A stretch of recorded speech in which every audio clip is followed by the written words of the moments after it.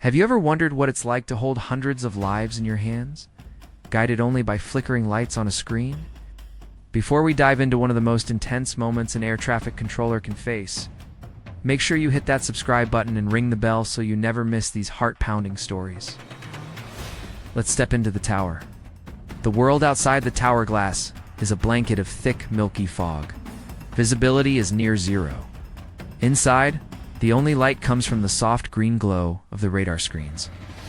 I'm Marcus, and for the last 8 hours, I've been the eyes in the sky for every soul transiting through this airspace. It's usually a rhythmic dance, a symphony of arrivals and departures. But tonight, the symphony is about to hit a terrifying discordant note.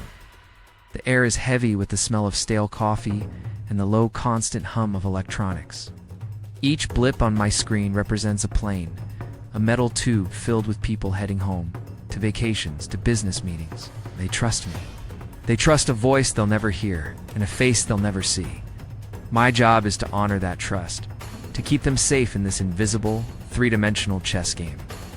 A new blip appears on the final approach corridor for runway 28 right. It's a bowing 737, flight 732, inbound from Tokyo. Good evening, Tower. Sky Global 732 with you established on the ILS 428 right. The pilot's voice is calm, professional. It's just another routine landing. I clear them. Sky Global 732, wind is calm, runway 28 right, cleared to land. Everything is normal. I take a sip of my cold coffee, my eyes scanning the other sectors. Then a second blip flickers to life, much closer to the airport than it should be. And on the exact same approach path as the 747, my blood runs cold. It's not a commercial flight. It's a small private jet, a Cessna Citation. No flight plan, no communication, a ghost. My heart hammers against my ribs. 2 planes, 1 runway, 0 visibility. The 747 is a lumbering giant, slow to maneuver. The Cessna is a nimble ghost, but its pilot is silent. They're on a collision course and only I can see it. Adrenaline floods my system, but my training kicks in. Panic is a luxury I can't afford. My voice has to be a rock of calm in this storm. Sky Global 732, go around immediately. I repeat, go around. Climb and maintain 5,000 feet. Turn right, heading 090. I have to get the 747 out of there. The pilot's response is instant. A slight tremor of confusion in his voice, but he complies. Going around Sky Global 732, the blip for the 747 begins to ascend, veering away from the runway. One danger averted. Now for the ghost. The Cessna is still barreling towards the runway. I switch to the emergency frequency. Unidentified aircraft on final approach for runway 28 right. You are in controlled airspace. Identify yourself immediately. Silence. Just the soft hiss of the radio. My mind races through the possibilities. A radio failure? A medical emergency? Or something far more sinister? The Cessna is now just moments from the runway threshold. I have to make a split-second decision. I can't let it land. Standard procedure is to clear all runways, but there's no time. I look at my board.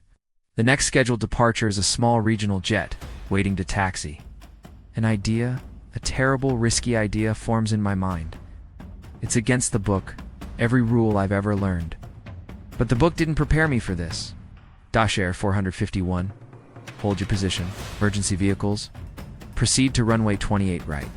I repeat, all vehicles to 28 right. Lights and sirens now. I'm turning the runway into a wall of flashing red and blue. It's the only visual deterrent I have. Through the thick fog, I can just make out the faint glow of the emergency lights as they race onto the tarmac. The seconds stretch into an eternity.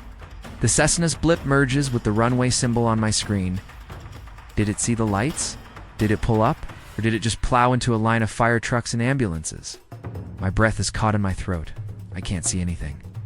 I can't hear anything over the pounding in my ears. Then, a crackle on the radio. Shaky, breathless voice. Tower ...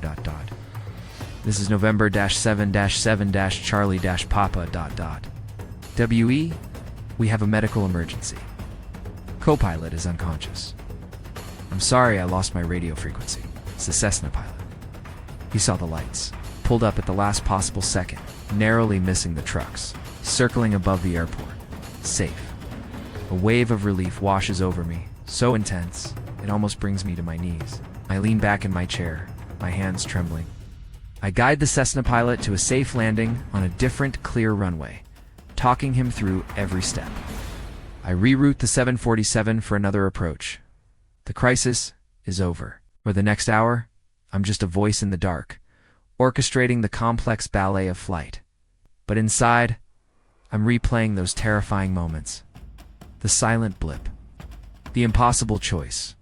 The deafening silence before that final, shaky radio call. Tonight, we were on the brink of disaster, but we pulled back. Not because of rules or procedures, but because of a split-second gamble and the trust between strangers separated by miles of fog. That's the reality of this job. It is long periods of routine punctuated by moments of sheer terror, where your every decision can mean the difference between life and death. It's a pressure cooker, but it's also a profound privilege. What did you think of that story? It's a glimpse into a world most people never see. If you enjoyed this and want more stories from behind the scenes, hit that like button. And let me know in the comments what profession you'd like me to explore next. Don't forget to subscribe so you don't miss a thing. Thanks for watching, and stay safe out there.